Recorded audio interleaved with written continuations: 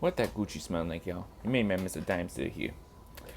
And today, or the second video today, as I said before in my last video, it is going to be a Geography Now video. And that Geography Now video is Iceland. We're traveling to Iceland. Last time we traveled to Cuba, and we traveled to several other places around the world. Today we're traveling to Iceland. Let's go.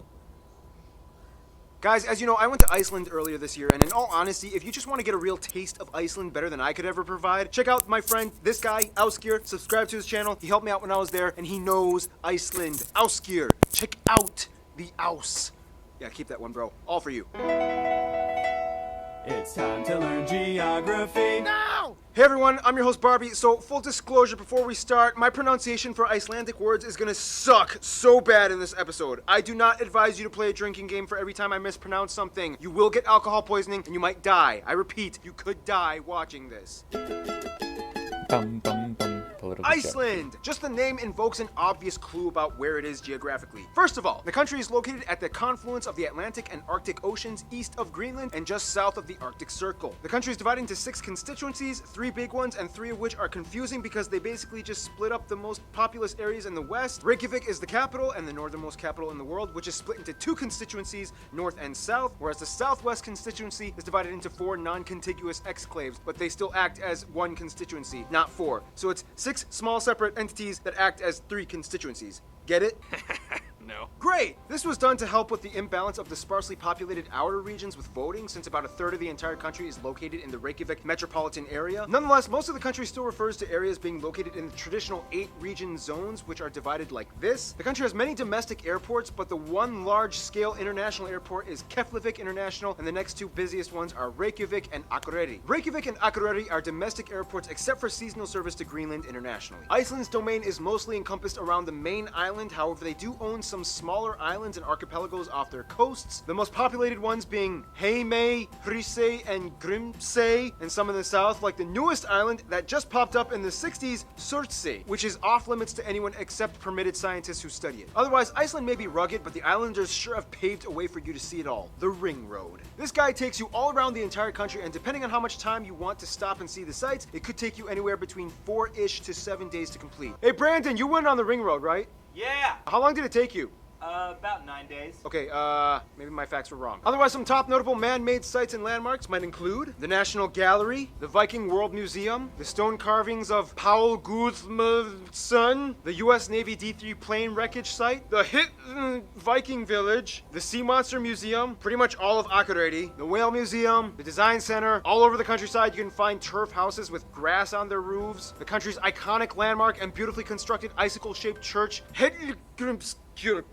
Now, as interesting as those man-made sites and landmarks may be, they pale in comparison to what the actual land has to offer. Let's jump into the fire and ice.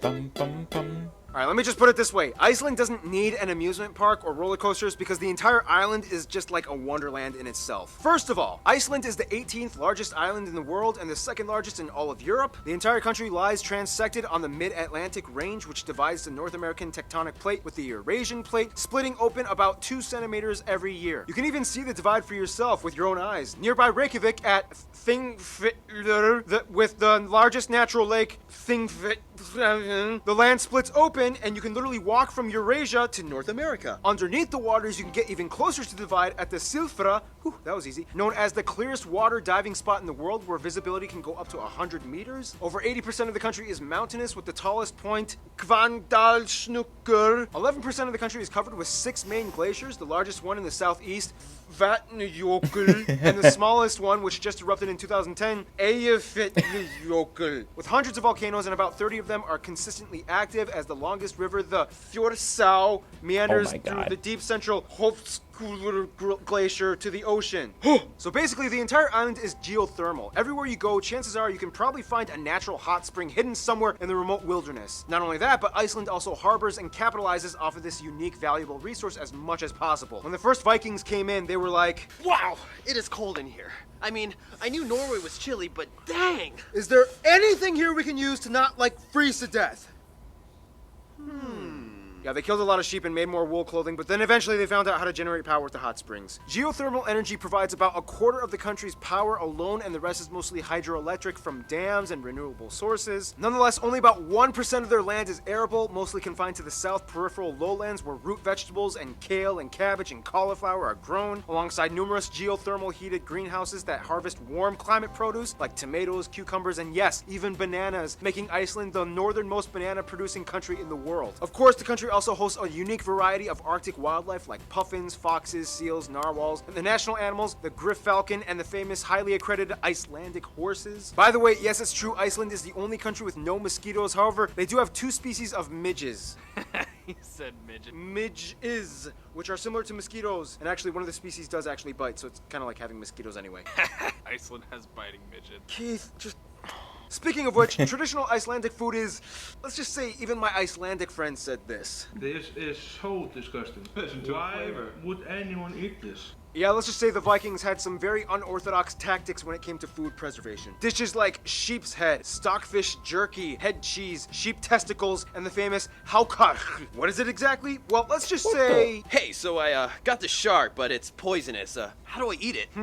Oh, I know. Let's bury it into the ground until it smells like urine, then dry it out for a couple months, and then cut off the brown crust, and then serve it. Yeah, obviously. I knew that. There are some delicious redeeming Icelandic foods, though. They are known for making some amazing smoked lamb served with bean salad and grilled haddock and herring dishes. You can literally drink almost any water from any stream, pond, or lake or river in Iceland. The whole island kind of acts like a filtration device for the glaciers. You have places like the smooth, conical Kirkjufell Mountain. Brandon has a tattoo of that. The Skaftafell Crystal Ice Cave in Vatnajökull. The Kjolur Trail in the Highlands. Literally like every 5 kilometers you'll find a waterfall. And don't forget the geysers in the south. Pretty much all of the Westfjords region is empty and beautiful for you to explore with no tourists. The sea monster of Kvitserkur, Dragni Island, Griodgjal Caves, Mayfell Green Volcano on black sand beaches, Krafla and Naumskarth, Drangsnes hot tubs, the largest hot spring Knukver, and the open exposed fossils of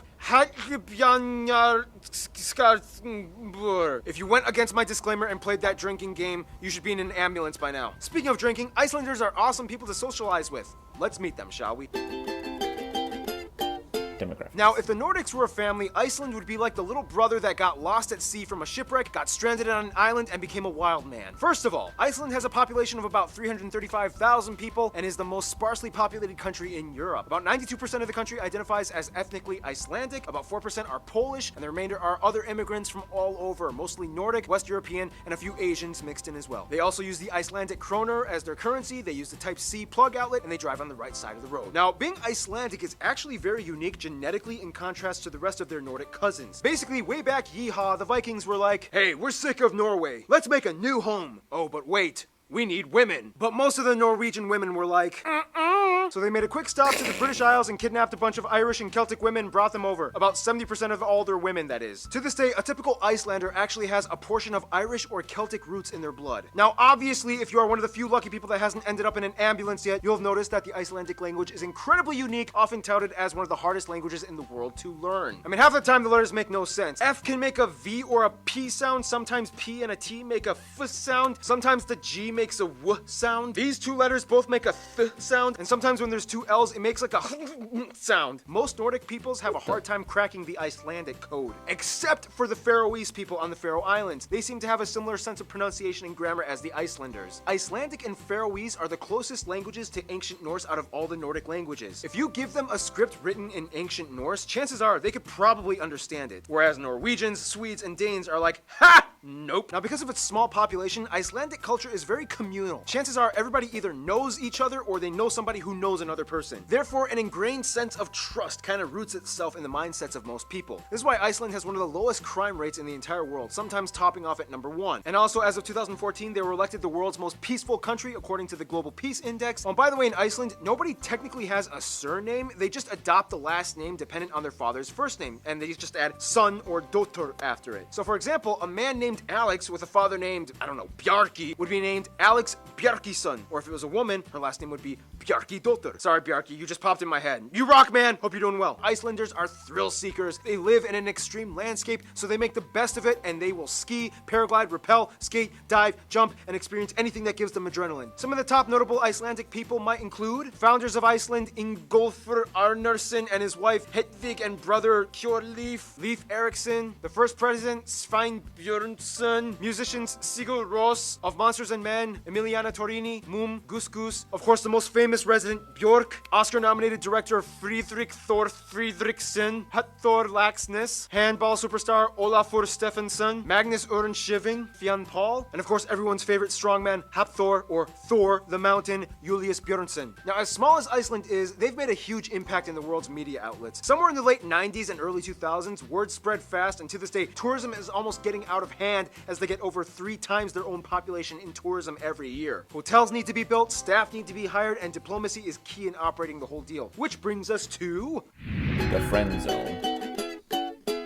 Now, Iceland has a problem. A good problem. Too many people like him now, and it's all happening too fast. First of all, Iceland has always had good ties to the USA and Canada. The US was the first to recognize Iceland as a state after independence, and both countries not only give some of the biggest business, but also house the largest communities of Icelanders outside of Iceland. Finland is like the mysterious, cool new rebel friend that they just made. They enjoy both being outsiders because although they are both Nordic, they are not considered Scandinavian. When it comes to humor, they totally get each other and click instantly with dry, semi-dark undertone jokes. Sweden is like the older brother that they love but is too busy working on his flowcharts to hang out with. Denmark is close, although Danes practically have no idea what skiing is considering their flat landscape. Most Icelanders learn Danish in school first before they learn English, even though they think it's pretty useless. When it comes to their best friends, most Icelanders I've talked to have said Norway and the Faroe Islands. As mentioned before, Icelanders have historical roots to Norway, and the two have had very close relations, especially since they both can relate to being subjugated under the Danes at one point in time. The Faroe Islands are like their weird cousins that totally get them and love to hang out with. It's a magical moment when an Icelander meets a Faroese person. In conclusion, Iceland is a land where cold meets hot, old meets new, small yet big, horrible fermented shark meets your dinner plate. I hope you're still alive, and if you are, stay tuned because the big guy,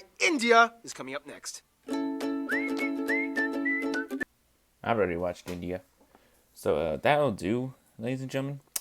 Honestly, from now on, I'm going to start uploading a Geography Now video every day. For I don't know how long. But, yeah. This one, I'm not sure what he was pronouncing wrong or right. I'm not even sure how to pronounce those things. If you guys know how to pronounce it, do explain how to pronounce it in the comment section. Anyways, this was... The only thing that made it entertaining was how he kept trying to pronounce those words.